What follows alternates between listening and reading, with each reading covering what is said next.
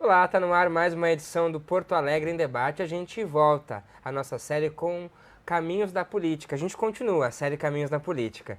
No ano que a Câmara Municipal de Porto Alegre completou 250 anos, a gente quer entender com os 36 vereadores o que motivou cada um deles a entrar num parlamento para representar os porto-alegrenses.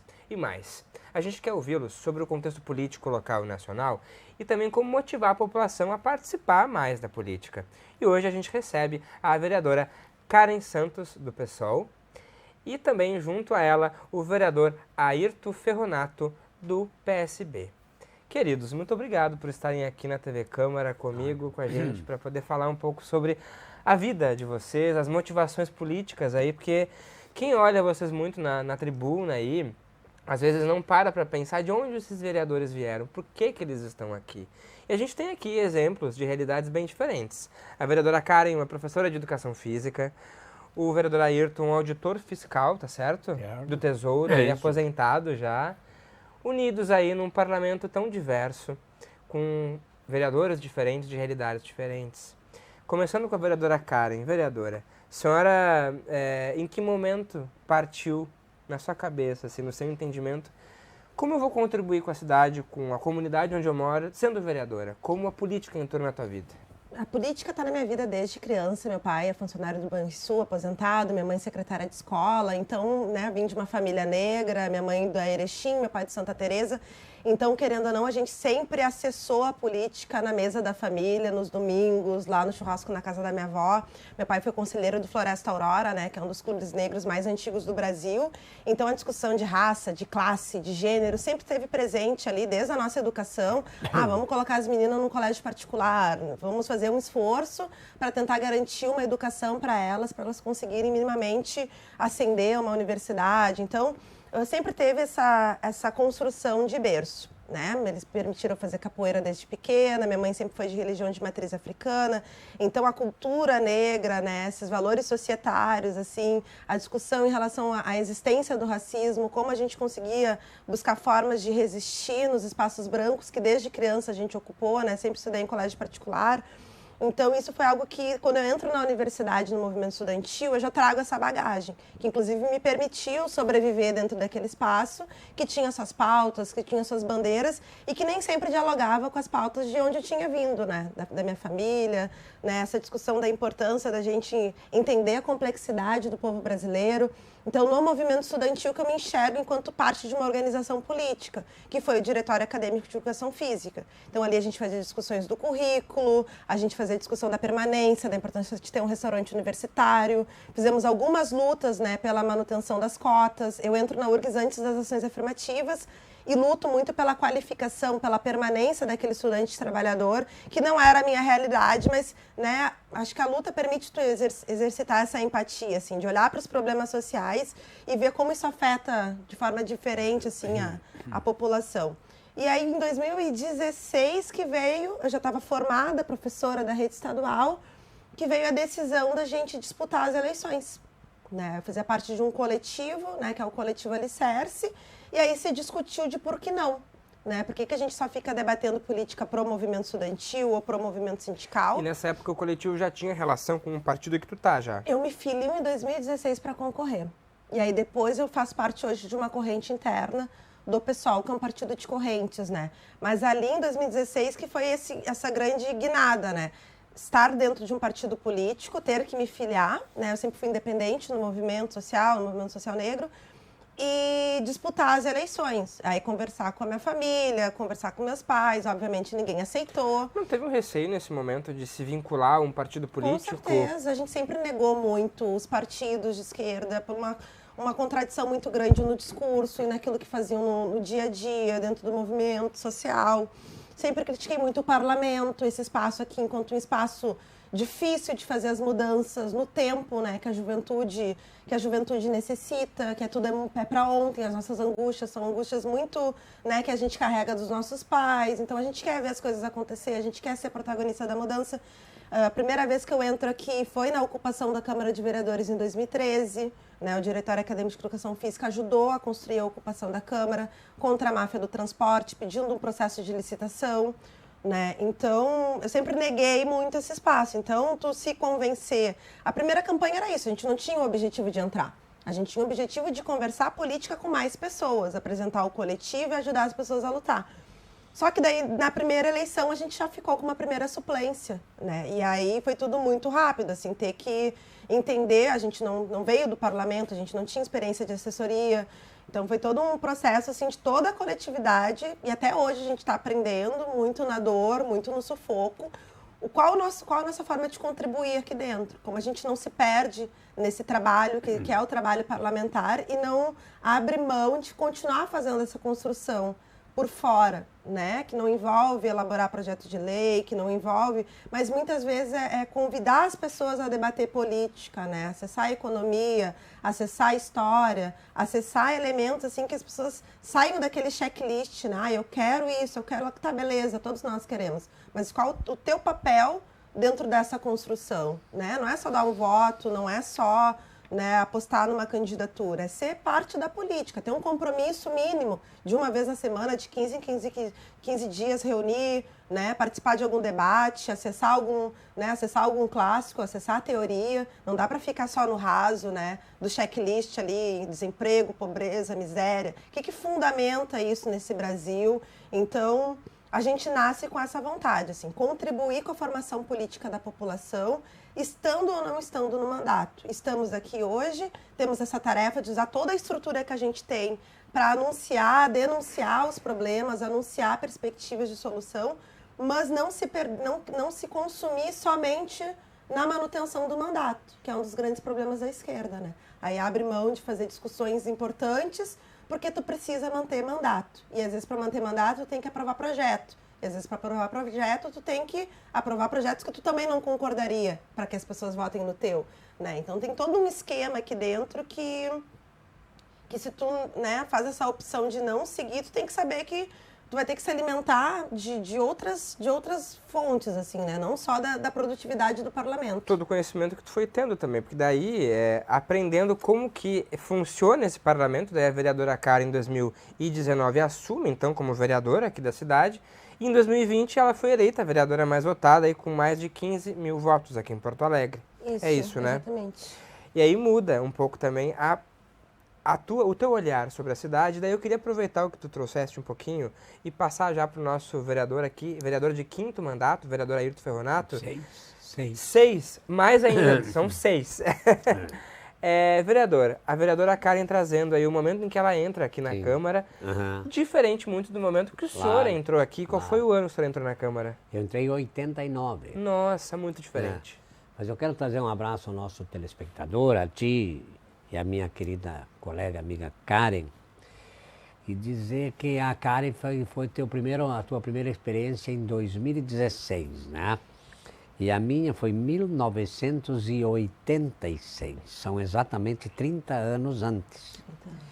E eu acho que essa nossa parceria, ela se completa, porque nós temos uma experiência acumulada, mas nós também, se pararmos e avaliarmos e olharmos o que expressa, o que representa, o que tem de experiência a Karen, por exemplo, dentre os outros que estão aí, com toda certeza é uma complementação de acúmulos de saberes, né? Que são momentos diferentes, processos diferentes, mas que na verdade se soma, né? A Karen é uma jovem preparada, uma liderança expressiva aqui na cidade de Porto Alegre, que todos respeitam, né? E nós respeitamos pelo que ela representa, o que ela faz e como ela entende o seu desempenhar do seu mandato, que tu tens razão, né? A experiência nos diz que, na verdade, não é 100% do que queremos, é aquilo que podemos construir, cedendo para poder conquistar, né? Então, eu disse lá em 86, começamos ali, né? A época, já era servidor público, né? Aqui do Rio Grande do Sul. Estado, já, na época estava no Estado, mas já tinha passado pela União. Trabalhei sempre na área de finanças, tributos, orçamento, né? Trabalhei na Contadoria da União, na Contadoria do Estado, na Receita Federal, na Receita Estadual, no Banco Central. Então eu já tinha um acúmulo de bagagem, de conhecimento na área de finanças públicas, né? E eu era e ainda sou hoje aposentado, professor também, né? Lá em 86, e a tua pergunta é como ingressamos na política, eu sempre tive uma atuação metido nos movimentos. Né? Sindicatos, associações, né? Estas corporações, entidades corporativas, né? Sempre fui metido e sempre tive um espaço de liderança interessante que o meu pessoal compreendeu isso. Em 86 eu recebi o convite para concorrer a deputado estadual e quem me convidou foi então prefeito de Arvorezinha, que é a terra onde eu me criei. E à época nós tínhamos preparado uma campanha para estadual e no dia das eleições, um mês antes, disseram, tu tem que ir a federal. Eu digo, se é para ir, vamos. E fiz 9.700 votos, mesmo com aquela mudança toda de última hora. Mesmo de primeira vez também. De primeira viagem, né? Fui bem colocado, deputado federal. Estadual eu teria me elegido. Mudou ali. Mudou, mas foi bem. Então na próxima eleição foi 88, 2 anos depois, eu já estava bastante bem, como é que eu vou te dizer, preparado por aquilo que a gente fez em 86, candidatei a vereador e me elegi pela primeira vez em 86. Então, o nosso início de processo, de como ingressei na política, foi exatamente essa. E acredito que todos nós temos mais ou menos o mesmo viés. Tu não sai da estaca zero e te elege vereador, deputado, né? Tu tem que ter tido uma bagagem anterior de liderança, né? E tu tem que ter tido e saber e compreender que tu tem o apoio, a adesão de compatriotas, entre outros casos, aqui para vereador, dos nossos porto-alegrenses. Né? Se fiz uma bela votação em 86, eu fiz um trabalho mais ou menos parecido em 88 e me elegi. Então é isso que a gente tem defendido aí, de que na verdade nós temos que ter bagagem, história, crédito e acreditar, né? Tem que ter um respeito do porto-alegrense, que nós estamos aí, que podemos contribuir. E isso que nos leva à vitória, porque ninguém, a Karen está aí jovem. Ela não chegou aí porque vamos ver o que vai dar com isso, né? Ela acredita na liderança dela. Vocês dois trazem essa experiência dessa liderança em diferentes momentos, mas é uma realidade hoje que a gente tem visto de políticos que parece que não tem muito outsiders, muito pelo fenômeno das redes sociais. E aí é um perigo, porque quebra muito essa relação de compromisso e de respeito que tu tem que ter com a população de Porto Alegre. Querendo ou não, tu tá aqui para expressar a vontade, não só do setor do empresariado da cidade, mas tu tem que corresponder à expectativa de toda a cidade, de todos os bairros, com todas as suas contradições. E os políticos outsider de uma pauta, eu sou da pauta da violência, da segurança pública, eu sou da pauta das mulheres, da questão do feminismo ou do feminismo liberal. Não consegue muitas vezes, ou da pauta dos animais, não consegue contribuir com o todo. Porque aqui dentro tu vai ter que debater o cobrador de ônibus e a necessidade ou não da manutenção dele no transporte. Aqui tu vai ter que debater se as escolas públicas elas vão receber X do orçamento ou Y do orçamento. Então aqui tem uma complexidade de demandas e de discussão que se tu se elege por uma pauta específica, com certeza tu vai ter dificuldade de contribuir com o todo. E, infelizmente, hoje, pelo fenômeno das redes sociais, está permitindo, a gente estava falando dos algoritmos, né? Distribui muito conteúdo vinculado a pautas específicas, né? E aí tu tem que lacrar, tu tem que ter uma opinião polêmica. Muitas vezes tu não desenvolve aquilo com uma coletividade, são ideias que tu tem da tua cabeça, né? E eu acho que isso é algo que nas próximas eleições, enquanto um fenômeno assim social, as redes sociais dentro desse contexto eleitoral, a gente ainda vai ter mais elementos para discutir, para criticar e ver como a gente se adapta também a essa tendência, né? E em meio também a uma realidade, vereadora, que a gente vê, inclusive, alguns partidos, inclusive até abrindo seleção para candidatos a vereadores, até dizem, né, que é diferente da velha política. Como se aprende a ser um vereador? Bom, eu acho que a Karen, ela começou agora, nessa última parte, com uma questão interessante até do aprendizado. O vereador, na minha visão, e eu tenho repetido mandatos, e vem de longe. Mas por quê? Porque o vereador precisa ter um cuidado especialíssimo com a sua pauta 1. E a pauta 1 de todos nós, ou de quase todos, é exatamente aquela representação que tu faz da tua região pequena, né? Tu não pode simplesmente descuidar da relação que tu mantém com a vizinhança, no sentido mais amplo dessa vizinhança, né? Então tu tem que ter essa pauta, tu tem que apresentar e defender essas propostas locais, né? Tu tens que ter assim um olhar todo especial para estas demandas que vêm uma a uma, ou às vezes vêm da entidade de bairro. Mas elas são assim, uma a uma. Bom, lá na minha rua, na tua rua, caiu uma árvore. Tu tem que dar uma atenção toda especial para quem te comunicou isso, te pediu isso, e tentar conseguir retirar aquela árvore de lá, assim como um buraco, um gosto entupido.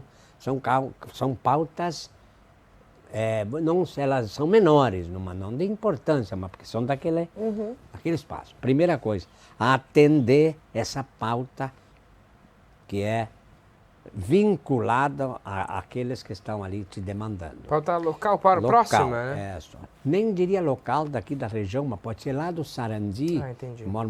Alguém faz um pedido lá, tu tem que dar uma atenção especial. E, por outro lado, tu tem que ter pauta estratégica, né, da cidade. Foi ali que a Karen conversou bastante, né?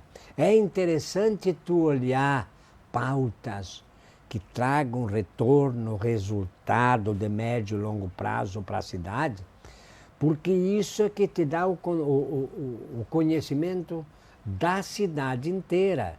E o respeito que a cidade inteira passa a ter por ti. Se conseguirmos fazer um trabalho que atenda o local, se conseguirmos fazer um trabalho que dá uma atenção especial e carinhosa àqueles que te procuram, que assim é o trabalho do vereador, e se conseguirmos manter uma pauta estratégica de médio e longo prazo para a cidade, isso causa retorno sem nenhum problema, sim, e retorno positivo. Eu estava tratando agora, hoje, da pauta do projeto que apresentei de fios e cabos. Tem cabimento, nós apresentamos um projeto para retirar cabos e fios inservíveis há 4 anos, as empresas não se movimentam, tivemos no Ministério Público. Então, esse tipo de projeto leva o teu nome para a cidade toda. E isso facilita a reeleição. Vereador, eu fico pensando assim, quando o senhor fala sobre essa questão local aí, do vereador resolver essas demandas muito próximas, é uma forma de materializar que o vereador realmente é aquele que representa o povo e está muito próximo das demandas. Mas quando é uma pauta estratégica, qual o perigo disso? De daqui a pouco fugir um pouco desse local e se afastar e às vezes apresentar propostas que são mais estratégias políticas mesmo, que tem a ver com partido e o povo fica um pouco de lado, talvez. Exatamente. Eu acho que são várias características assim das vereanças. Essa Câmara, esses 36 hoje, representam muito isso. Aqueles que buscam mais dialogar com as pautas nacionais, né? Esses dias a gente ficou uma sessão inteira discutindo uma moção em relação à votação da legalização do aborto no Supremo. Isso é uma pauta que não tem a ver com a Câmara de Vereadores de Porto Alegre, isso é uma discussão que hoje está em Brasília, mas que, né, é um perfil dessas candidaturas, né, desses mandatos, dialogar com essas polarizações hoje que estão colocadas no nosso país. Né? A gente está numa situação econômica e política de extremas polarizações em relação aos valores, em relação a como fazer o Brasil crescer economicamente, como é que tem que ser a partilha desse crescimento. Então, tem vereador que vai político que vai se colar mais dentro dessas grandes discussões, dessas grandes denúncias. Ao mesmo tempo, é isso. Se tu não faz o trabalho de casa, que é tu ter um enraizamento e um retorno objetivo, e é um trabalho muitas vezes invisível, né? Porque buraco na nossa cidade sempre vai ter, poda, necessidade de capina, de manutenção das vias, é uma necessidade constante e também diz muito sobre o papel do Estado na garantia desses serviços, né? Você tem que ser privado, você tem que ser via concurso público, via servidores, então também são discussões que tu consegue combinar com a execução do serviço, mas a gente tem que fazer esse trabalho. Eu sou muito também nesse sentido, onde tu ganha moral com o morador, com a vizinha, com o vizinho, com o trabalhador, é quando mesmo que tu não consiga resolver, mas tu acolhe, né? Tu acolhe aquela demanda, tu tenta buscar, e ao tentar buscar por dentro do sistema, né? Por dentro das secretarias, ligando para os departamentos, tu também, enquanto vereador, tu aprende muito de política, tu aprende muito sobre gestão, tu entende muito sobre como a burocracia, muitas vezes, ela é utilizada para negar direito para a população. E isso são discussões que, do nosso ponto de vista, me interessa que a população acompanhe, para que ela chegue também nessas conclusões que eu já cheguei, mas que, enfim, as pessoas têm que fazer o seu processo de entender o que é o Estado, de como é que funciona a prefeitura e como os direitos, eles ficam... né? Eles são negociados nesse cotidiano também, né? Não é porque está na lei que executam, né? Então, tu tem que acionar o Ministério, que está sempre desenvolvendo essa consciência da população. E eu acho bem legal sair dessa polarização, porque a polarização muitas vezes impede o diálogo, o debate. Tu não consegue desenvolver conversas com as pessoas que passam pelo mesmo problema que tu. Porque no final das contas, todo mundo tem que pegar o ônibus lotado, todo mundo precisa de creche para colocar sua criança, todo mundo quer uma via pavimentada. Então, independente desses grandes debates, tem muito mais coisas que nos unem e está nesse cotidiano difícil e invisível que dá trabalho. E por isso que muitas vezes os políticos preferem ficar alimentando esses dois polos do que se comprometer com um trabalho que é difícil, né? Demanda tempo, demanda energia, demanda pessoas. Muitas vezes tu morre na praia, né? Mas que eu acho que é fundamental para que o povo consiga fazer parte da construção da política e entender os mecanismos do Estado.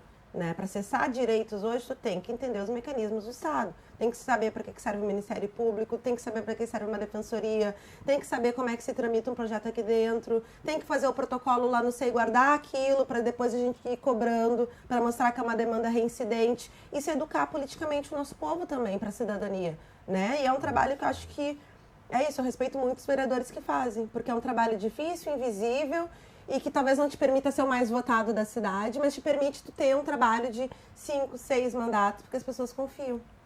E isso também, vereador, é uma coisa que assim, ó, tem também a questão dos embates. Sim. A gente muitas vezes acompanha pela TV Câmara, pelas sessões plenárias, a forma de fazer política, muitas vezes que acaba sendo pelo embate, e às vezes até raivoso, né? É uma coisa que eu não vejo no senhor. O senhor é mais tranquilo, digamos assim, consegue trazer as questões um pouco mais de forma linear. Como é que o senhor vê isso? Isso é uma característica minha que vem desde o primeiro momento, né? Eu não sou de extremos, né? E também não vejo a disputa política como uma espécie de guerra, ou seja, tem gente que faz deste tipo de ação, busca atingir um retorno de votos. Alguém se dá bem, outros não. Mas aquele velho sistema de tu polarizar e até raivosamente, entre aspas, no sentido de atrair para ti uma parcela do cidadão que pensa daquele jeito. Então, nós temos vereadores, inclusive homens e mulheres, que têm nesta pauta uma tentativa de conquista de votos. Que ela eu respeito, acho que é da estratégia de atuação dele na política. Agora, eu compreendo que tu, com mais serenidade, né, buscando sempre conciliar, isso aí te dá retorno, inclusive objetivamente de projetos, né? Porque normalmente pode existir projetos polêmicos, mas tu atuando, olhando, ouvindo as duas partes, tu pode apresentar alguma proposta aí no meio que ela seja bastante bem aceita, né? Então, a polarização, ela tem até seus méritos. Agora, quando for uma polarização educada, entre aspas, né? De disputa de projetos, propostas e posições. Agora, a polarização raivosa que vivemos hoje, ela é perigosa, né? E por isso que nós temos ali sempre uma possibilidade de estar mais no centro do contexto aí e com isso contribuir com ambos os lados. Porque eu tenho certeza que essa minha história aí, mais de 34 anos, o pessoal me quer bem. Por quê? Porque eu não sou de partir para o ataque, para a briga, para a agressão, né? Eu ando e caminho e atuo desta maneira e tem dado resultado positivo para mim, para o meu mandato e acredito para a Câmara toda e em especial para o cidadão de Porto Alegre. Antes de passar para a vereadora Karen, eu queria lhe fazer uma outra pergunta, porque daí Sim. me veio na mente o seguinte, hoje o senhor é o único vereador do PSB aqui Sim. na Câmara, em outras oportunidades já teve aí outros companheiros de partido. Como que faz quando o partido tem uma orientação de voto e o vereador Sim. não concorda com isso? Sim. Bom, eu tive minhas resistências e atritos bastante fortes com o PSB, meu partido. Teve, isso é da natureza. Eu tenho uma atuação, um olhar, um pensar muito de centro-esquerda, muito, né? Eu não sou pela privatização, não sou pela venda de anos, sou pelo servidor público, pelo servidor público, pelo serviço público de qualidade, né? Então, esta é meu olhar, compreendendo que nós não podemos simplesmente sair a criticar outro lado, né? E compreendendo a importância, por exemplo, da empresa, do setor privado, né? Então, essa pauta, ela é interessante nesse sentido. Muito bem. O partido, ele tem mais ou menos, ou tem sim, alguma coisa que se fecha bastante com minha posição. E eu te diria que estou aqui há muitos anos e o partido nunca me disse, obrigatoriamente tu tem que votar sim, ou não, ou assim, ou assado, né? Então, eu tenho tido uma posição que ela é bastante próxima, não vou dizer idêntica, mas muito próxima do partido, da posição do partido. Isto facilita bastante o meu trabalho. Agora, eu acredito que se o partido define uma pauta, tem que votar sim, e o meu olhar é diferente, radicalmente diferente disso, estou no partido errado, né? Por quê? Porque eu devo mais ou menos atender ou compreender o que pensa o partido e que seja alguma coisa que está dentro daquilo que eu também penso. Então não tenho tido dificuldade com o partido com relação a isso, né? Pois é, vereador, e como é isso, assim, lidar com esses embates, tanto para si quanto para os colegas, porque muitas vezes são tantos problemas que estão acontecendo e que fica difícil ver algo acontecendo e as coisas não mudarem, aí realmente é muita emoção também envolvida, e lidar com essas questões do partido, como que tem sido para ti lidar com isso? No pessoal, a gente tem bastante liberdade, assim, para divergir dentro das nuances, né? Isso que o Ferronato fala é importante. A gente tem um programa que minimamente nos permite se relacionar com várias pautas da cidade. São algumas nuances em relação ao tempo ou não de fazer adesão, ou não a determinado projeto. E nisso a gente tem bastante liberdade para divergir internamente e não existe esse tipo de cobrança, assim. São debates políticos que, se a gente vê se tem divergências grandes ou polêmicas, o mais natural é chamar uma plenária, chamar uma reunião de diretório, é fazer o debate público, porque como a gente é um partido que não tem experiência de gestão, muitas das coisas que a gente pode vir a divergir é das nossas ideias, né? Não é de experiência prática acumulada. Então, isso tem que ser compartilhado com o resto da companheirada do partido, né? A gente tem bastante gente técnica em diversas áreas produtivas que tem que contribuir com o parlamentar para que a gente minimamente debata algo que seja progressista e esteja em consonância com o resto do que o partido pensa, né? Eu acho que é isso, o parlamento ele não é um espaço só de entrega, né? Ele é um espaço também para pegar essas problematizações e levar para as instâncias partidárias e o partido ser um organismo vivo.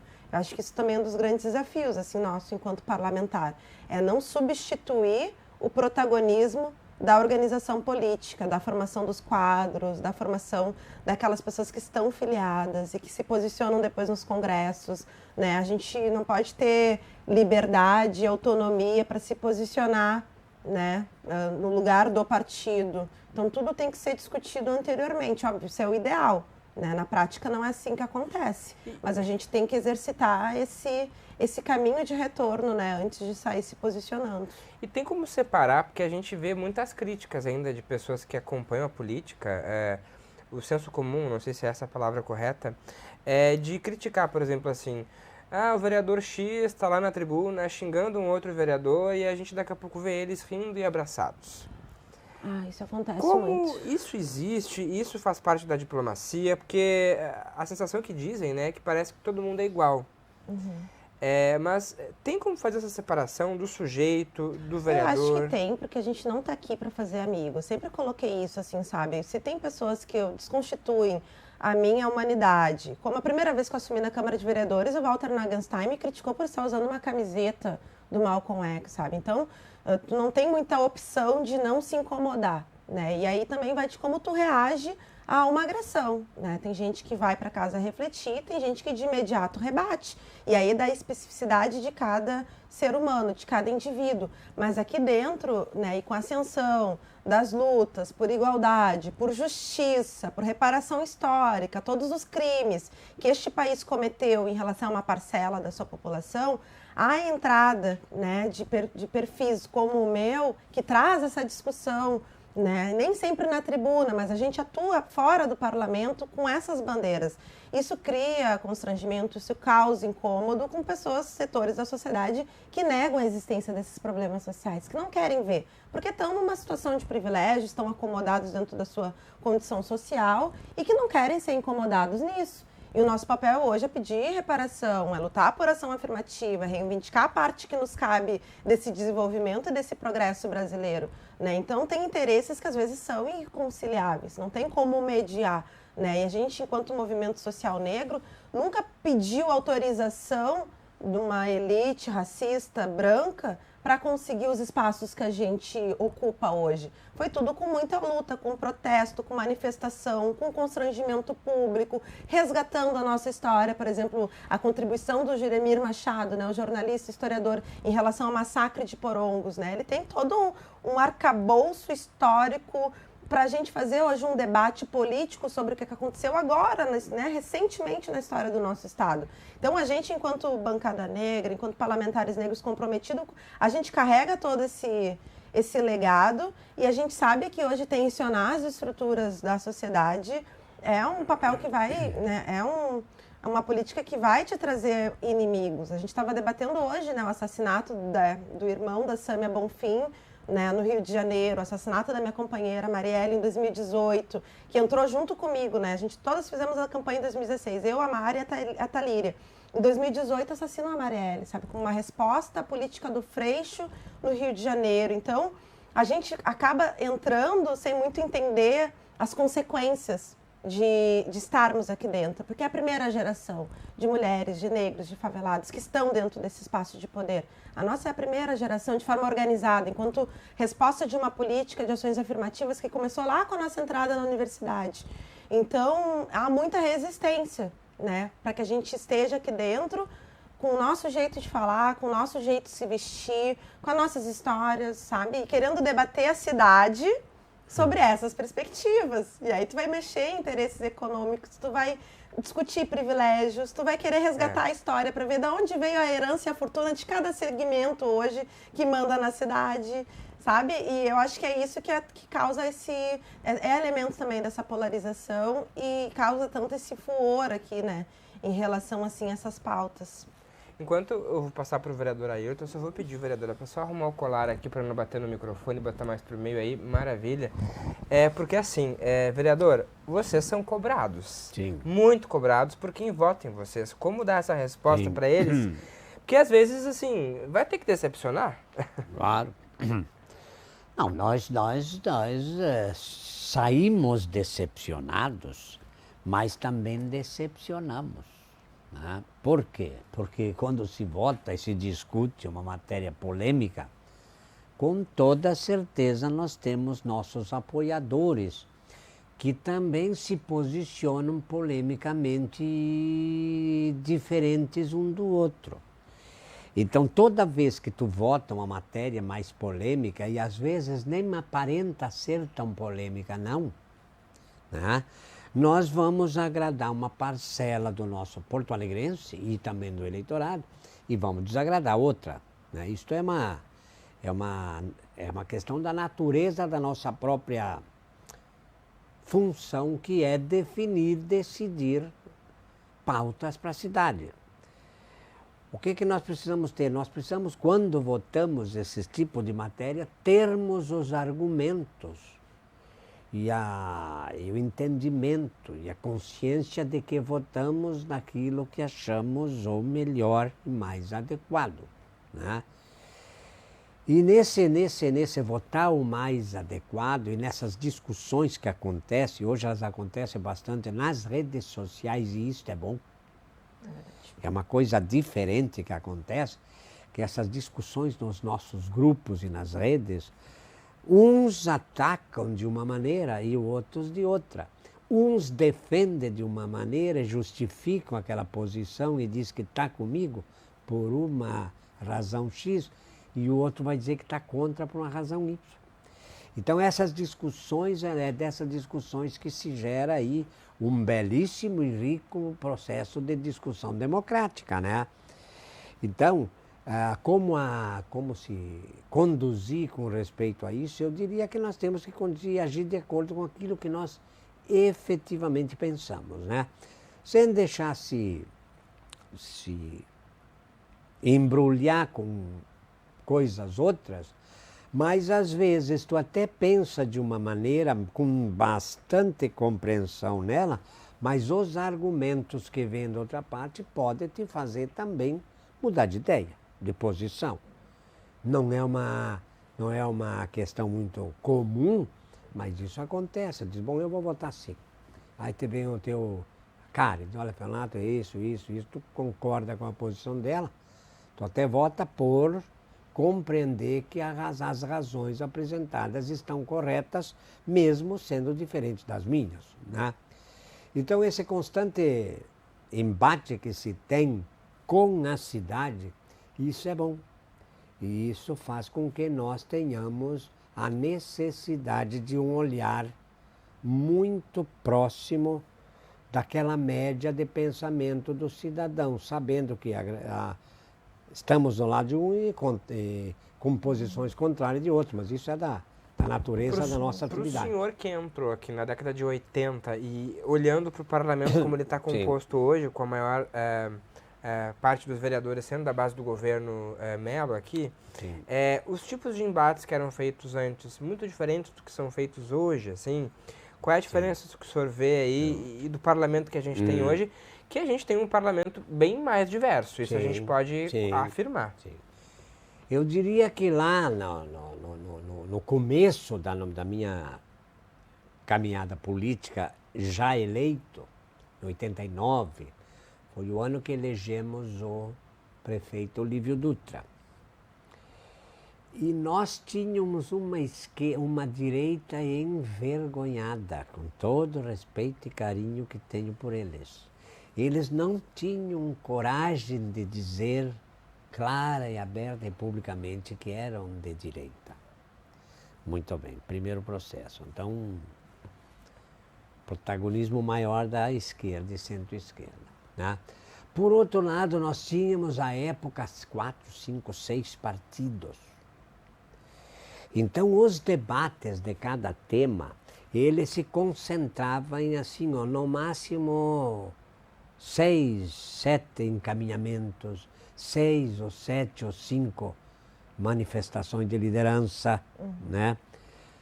Com isso, tu tinha uma discussão bem mais ferrenha entre os participantes, porque eram poucos, né, que participavam disso. Hoje nós temos tu falou disso, uma pulverização de partidos que espanta. Temos um pouco mais de 18 bancadas, olha a diferença. Sim. Então tu vai ter 4, 5, 6 para 18. E nós temos a mesma regra de regimento interno que tínhamos lá. Ou seja, as lideranças de bancada podem falar em toda reunião num espaço X. Só que enquanto lá eram 5 líderes que falavam, hoje aqui são 15, 16, 17 ou 18. Então tu vê o tamanho de tempo que se leva aí, discutindo cada um livremente, trazendo um tema. Então não é tão fácil e simples, e dificilmente acontece o que aconteceu na semana retrasada, quando se discutiu o aborto nas lideranças, que todo mundo, um era contra, outro a favor. Hoje tu tem assim, ó, diferentes, inúmeros temas falados no mesmo dia por diversos vereadores. Isso não concentra muito a discussão num tema só, 1 ou 2 ou 3. Se fala em 10, 12, 8, 15 temas, né? Mas hoje nós temos uma coisa que não tinha no passado, que no passado tu votava e o pessoal dificilmente sabia como tu votava, né? O pessoal, para te acompanhar, eles tinham que vir aqui ou te telefonar. Não tinha muita transparência, não tinha exibição. A transparência era quase zero. Hoje, com a rede social e com o que existe aí tudo, tu tens assim uma avalanche de elogios e críticas no mesmo dia, nos mesmos processos, né? Então hoje a população participa bastante mais e critica bastante mais, elogia bastante mais, exatamente pelas facilidades que se tem de comunicação. Então a transparência hoje, ela é enorme, né? Só não há... A transparência, estou falando nesse momento, naquilo que nós falamos e como votamos, como agimos. Então hoje o vereador vai se tornando cada vez mais conhecido da cidade, coisa que no passado só era conhecido para aquelas pessoas que tinham interesse ou que gostavam muito de política. E hoje as pessoas começaram a gostar mais de política, é exatamente a razão disso. Participa mais, ouve mais, critica mais. Tem esse lado bom também. Tem. Esse nível do debate, vereadora, quando a senhora entrou aqui em 2016, hoje tu percebe ele muito diferente de quando tu começou aqui ou ainda... Eu acho que a gente ainda está nesse momento das grandes pautas nacionais, da polarização em relação a esses temas que envolvem os valores da nossa sociedade, né? A questão das mulheres, a questão dos LGBTs. Isso tem uma dimensão e eu acho que as redes sociais elas contribuem nisso, né? Porque antigamente as pautas locais eram o que a população vivia. Hoje, pelas redes sociais, tu sabe o que está acontecendo nesse exato momento na Síria, tu sabe que a gente está com uma infestação de pernilongos lá na França, então tu acaba sendo bombardeado também de informações e talvez tu tenha ou não que se posicionar em relação a elas, né? Se isso tem algum tipo de desdobramento no nosso país ou na nossa cidade. As crises climáticas, né? Todas as enchentes que a gente teve no Taquari, no Caí, como isso impactou o Guaíba, isso tem a ver com uma discussão global, né? Das cúpulas dos povos, enfim. Então, acho que isso também coloca para o parlamentar a necessidade dessa educação política para cada vez mais qualificar o debate, né? Para a gente contribuir com essas grandes discussões, olhando para o nosso micro, mas com conteúdo, com qualidade, né? Isso eu acho que é um dos desafios que está posto, porque... Também tem isso, assim, para a rede social, aqui na tribuna tu tem o tempo de intervenção de 5 minutos, né? Na rede social é 1 minuto, 1 minuto e meio. As pessoas nunca tiveram tanta informação, ao mesmo tempo é uma informação questionável, é uma informação que pode estar atravessada por fake news, é um conteúdo curto, porque se não for curto, o aplicativo não distribui, né? Então não adianta tu dar uma palestra de 20 minutos com muito conteúdo. Tem que fazer com que fique um minuto e meio. De preferência, colocar uma dancinha para ficar, sabe? Então é muito difícil assim também a gente ver qual é que é o nível de captação que as pessoas que acompanham os nossos mandatos estão tendo realmente daquilo que nós somos, para além desse estereótipo, né? Que a gente também cria, eu sou uma mulher negra, professora, tá? Mas para além disso, o que mais a Karen está fazendo, né? Em relação a outras demandas da cidade. É difícil tu sair desse estereótipo, porque o aplicativo, ele quer fortalecer esse estereótipo. Né, da mulher negra radical. E que tem que falar só sobre essas pautas. E que tem que falar só sobre essas pautas, porque é isso que alimenta ele, é isso que ele distribui. Então, lidar com isso na próxima campanha acho que vai ser um grande desafio, assim, sabe? De qualificar nossas equipes de comunicação para a gente também não cair só naquilo que o algoritmo quer. A gente tem que saber o que nós queremos para a nossa população e aí quando vê, vamos fazer o trabalho lá do panfleteiro, que é onde tu conversa no olho. É importante ter a rede social? É importante, mas não abrir mão de ir lá conversar com as pessoas fisicamente, sabe? Eu acho isso muito importante na política. Em 2016, quando tu estava como vereadora aqui, era o Marquesan? Era o Marquesan. Hoje a gente está com o Sebastião Melo aqui. Como é que tem sido para te legislar em meio a esse governo, se tu puder comparar com o Marquesan? Sim, a Marquesan tinha um perfil assim, muito antipovo, né? Ele não tinha esse hábito de circular dentro das comunidades. Então, enquanto oposição àquele governo, foi muito fácil conseguir conquistar o ranço da população em relação àquele perfil de político que ele fazia questão de expressar, né? Um antipovo, que não dialogava com os servidores, que implementou vários processos truculentos de retirada de direitos, tentou fazer isso com os cobradores, não conseguiu, com a Carris não conseguiu, por falta de habilidade para lidar com a população e para lidar também com a população começou a cobrar os vereadores aqui, isso criou cisões dentro da sua própria base, né? Então era um político muito inábil nesse sentido de criar mediações com o povo, que é o oposto do Melo. Né, o oposto do Melo. Melo, cada tragédia que acontece, ele se utiliza, e aí é isso. É uma gestão que está sabendo investir dinheiro público na construção de uma imagem de um político. Né? Ele tem, por ano, 15 milhões destinados ao seu gabinete para a sua comunicação. Então, é uma equipe muito bem preparada para dialogar e construir uma imagem de um político popular. Então, além dele ter a disposição dele enquanto indivíduo de ir nas comunidades nos finais de semana, de olhar para as tragédias que aconteceram agora das enchentes enquanto uma grande oportunidade de se fazer presente, porque a população no meio de uma tragédia está carente, né, da presença do poder público, então tu ter o prefeito lá de chapéu de palha fazendo e tudo isso sendo muito bem gravado, com uma boa luz, com uma boa resolução, indo para a rede social. Então ele é muito mais habilidoso nessa construção dessa imagem de um político popular e está com o mesmo programa do Marquesan. De venda da cidade, de privatização das nossas instituições públicas, de não dar reajuste para o serviço público, de parcerizar tudo aquilo que é direito. Então, a população vai ter acesso à creche, mas a prefeitura vai comprar nas privadas, não vai investir na ampliação da rede pública. Então, a população vai ter acesso a unidades de saúde até 22 horas, mas vai ser uma equipe terceirizada, recebendo até 1/3 do que um servidor deveria receber. Então, ele faz a mesma política do Marquesan, né, mas com uma habilidade, com uma construção. Isso faz, obviamente, que o setor do capital, né, invista nessa campanha, invista nesse governo, né, porque é um governo que, querendo ou não, está permitindo uma estabilidade dentro da nossa capital. O nosso movimento sindical está com muita dificuldade de organizar suas lutas, os movimentos populares estão com muita dificuldade de fazer suas lutas. A gente está às vésperas agora do plano diretor e o movimento de ocupação da cidade. A cidade tem várias comunidades que vivem em áreas de risco, em áreas onde não tem os equipamentos básicos. A gente tem muito espaço no centro, que é espaço ocioso, que está sendo vendido para construção civil, e os nossos movimentos estão com dificuldade de fazer a luta política, sabe? Aqui dentro da Câmara, nas ruas, e isso tudo eu acho que é esse espaço que este governo está ocupando, né? Ele ocupa um espaço dentro da periferia dentro da comunidade para dizer, não, deixa que eu resolvo. A Ponta Grossa ficou embaixo d'água, deixa que eu resolvo. A gente vai resolver, mas dentro do nosso tempo. E para isso vamos ter que privatizar o DEMAI. Mas a gente vai resolver o problema da drenagem, do saneamento.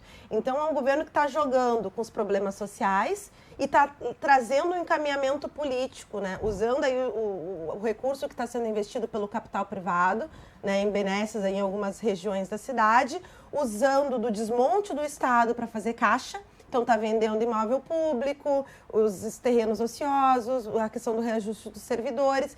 Tem caixa, né, e usa desse caixa para fazer uma zeladoria. Né, uma zeladoria precária, porque daí é um servidor terceirizado, é uma empresa terceirizada, que vai fazer um serviço ali meia boca, que daqui a 2 anos vai dar problema de novo. Mas, enfim, imediatamente as pessoas estão vendo que está modificando alguma coisa na sua realidade, dentro dessa zeladoria. Não, o prefeito está vindo aqui, estava todo mundo carente de prefeito por causa da inexistência do Marquesan, então vem um Melo, nossa, as pessoas ficam, de certa forma, um pouco mais acolhidas, né? Então é um governo muito habilidoso. Mas na crítica, é a mesma crítica que a gente tem ao programa do Marquesan, vender a cidade para os seus amigos empresários. Olha a Carris agora, foi vendida para uma empresa de Viamão, super criticada pela população de Viamão. Sabe? E diante desse contexto, como a gente olha para as eleições municipais, vereador Ferronato? O prefeito tem essa característica de ser um dialogador, né? Vem muito aqui na Câmara quando é chamado. Sim. Como o senhor tem acompanhado isso? Sim, bom, eu quero fazer um parênteses. Primeiro dizer que eu conheço o Melo é meu amigo, isso vem de muitos anos, décadas, né? E ele sempre teve essa característica de participação popular, de estar presentes. Isto fez dele e deu crédito a ele. Por outro lado, eu tenho também uma posição praticamente igual à tua, e tenho muitos pontos favoráveis do governo. Mas eu vejo a privatização da Carris, uma empresa histórica, né? Que foi exemplo, que regulou o sistema de transporte público, reconhecida internacionalmente, né? E foi vendida e com todo respeito e sem... Mas para uma empresa de ônibus de Viamão, que tem sofrido violentos ataques do povo de Viamão, né? Então ela não está com muito crédito lá. E por outro lado, né, ela tem tido, o governo tem suportado perdas do transporte coletivo, entre aspas, prejuízos para as empresas privadas, socorridos por dinheiro público. Então, por que se deu recurso público para a empresa privada e se vendeu a Carris, que é pública e modelo, né? Então, esse exemplo que eu quero deixar aí, né? Com relação à tua pergunta de que tu pediste como... Cenário eleitoral. O cenário eleitoral. O cenário eleitoral. Que a gente tem uma CPI sendo feita aqui na Câmara para investigar aí irregularidades possíveis na SMED, dadas aí já. Isso vai impactar a imagem do prefeito? Eu acredito que não, porque eu tenho acompanhado CPIs aqui na Câmara, né? E praticamente nunca assinei. Porque, na verdade, nós não temos preparo enquanto vereadores para sermos um poder investigativo. Nós falamos, nos reunimos e os resultados são poucos. Por quê? Porque na maioria das vezes nós não sabemos nem, porque não temos técnica, conhecimento científico, nem o que perguntar para os nossos chamados para vir aí depor, né? Então, não vejo como isso trará grande perda para o governo, acredito que não. Agora, nós temos hoje um resultado eleitoral interessante que partiu de 2022. Né? 2022. 2022 eu concorri ao Senado, pelo PSB, 25 dias. No 26º eu renunciei. Por quê? Porque meu partido não acreditou na minha candidatura e começou a dar dinheiro para distribuir o dinheiro público para algumas candidaturas. Primeiro no Brasil inteiro, porque aqueles vão ganhar aqui no Rio, São Paulo. Foi assim, distribuição, uma farra de distribuição de recursos. E eles perderam lá, nos outros estados. Grandes derrotas, tivemos um resultado eleitoral muito ruim, nacionalmente. E aqui no estado, zero de dinheiro para nossa candidatura e milhões para algumas candidaturas a deputado, né? Federal e estadual, e deu no que deu. Se elegemos um federal e um estadual a pau e corda. E tenho certeza que se eu tivesse ficado na minha candidatura ao Senado, talvez podíamos eleger mais um. Mas são parentes, né? O que eu quis dizer então? Que tivemos uma eleição, agora em 2022, com resultado bem distribuído. De um lado do Bolsonaro, outro lado Lula. No segundo turno nós tivemos o Eduardo Leite despontando, mas isso trouxe um reflexo para Porto Alegre. Hoje Porto Alegre tem dois polos bem distintos e com uma força política eleitoral bastante interessante, que é o Melo, que esteve com o Bolsonaro, né?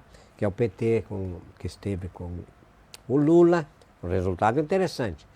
Então nós vamos ter esses dois extremos, que não diria extremos, esses dois pontos aí, que tem bastante força. Mas eu acredito na possibilidade do surgimento de outras candidaturas. Vamos acompanhar. Eu quero, então, desculpa interromper. Só um segundinho para concluir. O que eu penso, por exemplo, nós, teu caso, meu, para nós, candidatos à reeleição ou à eleição, os partidos têm que ter o cuidado de acreditar na busca intensa de um nome para a majoritária, né? Ou o candidato a prefeito ou a vice, porque isso facilita as campanhas eleitorais proporcionais no caso de vereadores.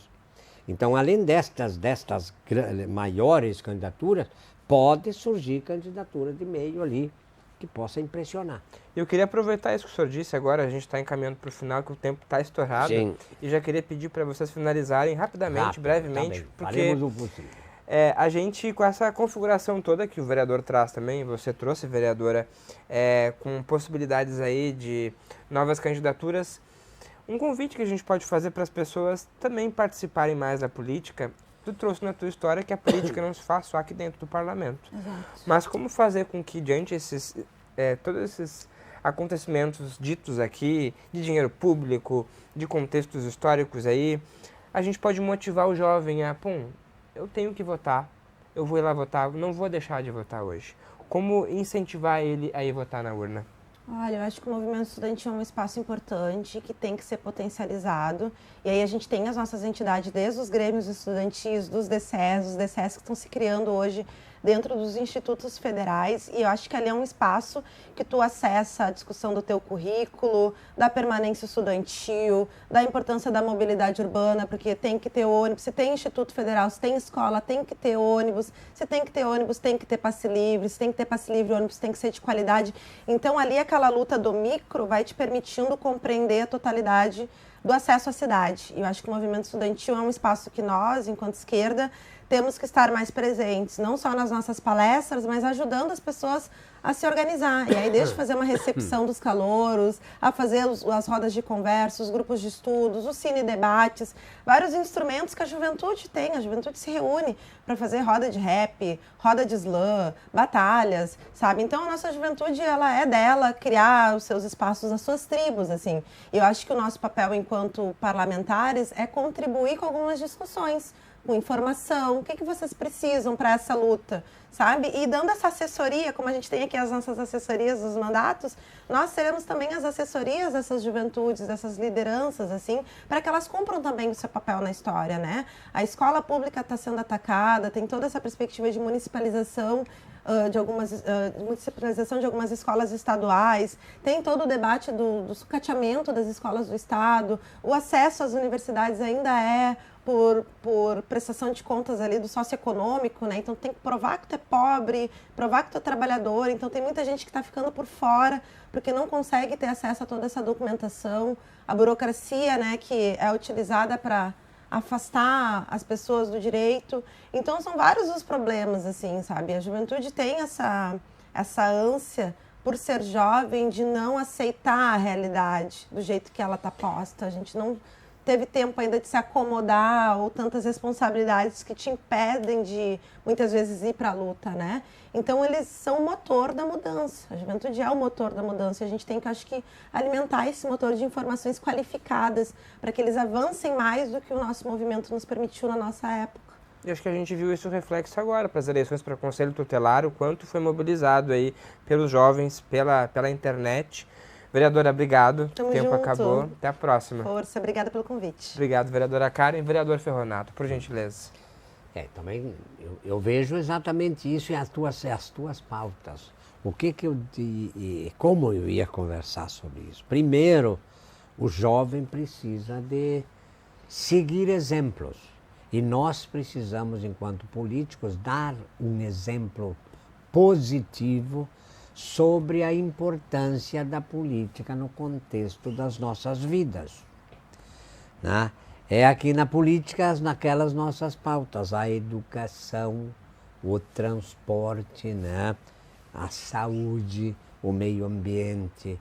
Então, o jovem precisa compreender e compreende que é através da política, diretamente nós eleitos ou pelos nossos representantes, que nós vamos conquistar aquelas pautas que são fundamentais para a vida de todo cidadão e não apenas de uma elite privilegiada, né?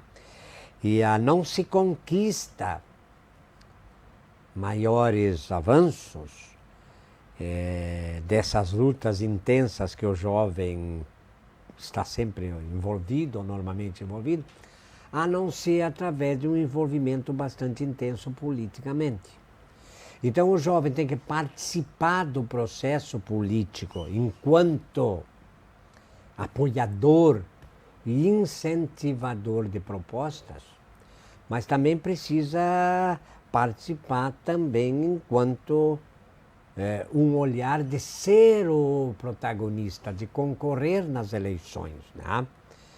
Porque foi através do jovem, e vamos dar o exemplo do jovem negro, e tu mesmo fala, foi a primeira vez na história que se constituiu bancadas, né, envolvidas mais diretamente com a pauta, ou diretamente com a pauta. Por quê? Isso não aconteceu há poucos meses. Isto vem de uma luta de vocês que é histórica, né? Assim também o jovem, ele precisa participar enquanto ator desse processo agora, nas próximas eleições, ter participado das anteriores, participar da nossa eleição do Conselho Tutelar, que é uma pauta interessante, né? E buscar estar presente na vida do partido, né? Na vida da sua comunidade, da sua cidade e tentar fazer uma participação política também enquanto candidatos, um candidato e o seu grupo apoiando, que todos são importantes no processo político. Não esquecer, né, do coletivo, né, vereador? Claro, que é bom, né? Se nós estamos um grupo de 50 jovens, é claro que não teremos 50 candidatos. Lá se coloca um, os demais atuam neles, compreendendo que a pauta que está em jogo é positiva para eles. Então essa atuação, eu sempre disse, não é uma atuação apenas enquanto candidato, né? Porque a gente vê muito isso, né? Gente que nunca participou, que nunca se interessou, e normalmente mais de idade, nunca esteve no processo, daqui a pouco ele se candidata a vereador. E aí ele não para mais, ele vai todos os dias para o bairro, para a vila, discursa, e os caras começam a criticá-lo. Vem cá, tu nunca esteve aqui, né? Isso é muito ruim. Então tem que participar das nossas... Vamos começar lá pela nossa associação de moradores, né? Vamos começar por aí. Obrigado, vereador Ferronato. O pessoal compreender que ele está ativo. Então, eu que Obrigado agradeço. pela presença. Muito bom estar contigo aí, com a Karen, com os nossos telespectadores. Obrigado pelo convite. Eu que agradeço. Muito obrigado. Encontro aí de duas gerações. Muito obrigado por quem acompanhou. Dá para rever este e outros programas pelo nosso YouTube, as redes sociais da TV Câmara e mais informações sobre eles aqui e outros vereadores lá no site da Câmara de Vereadores de Porto Alegre. A gente se vê na próxima edição. Tchau, tchau.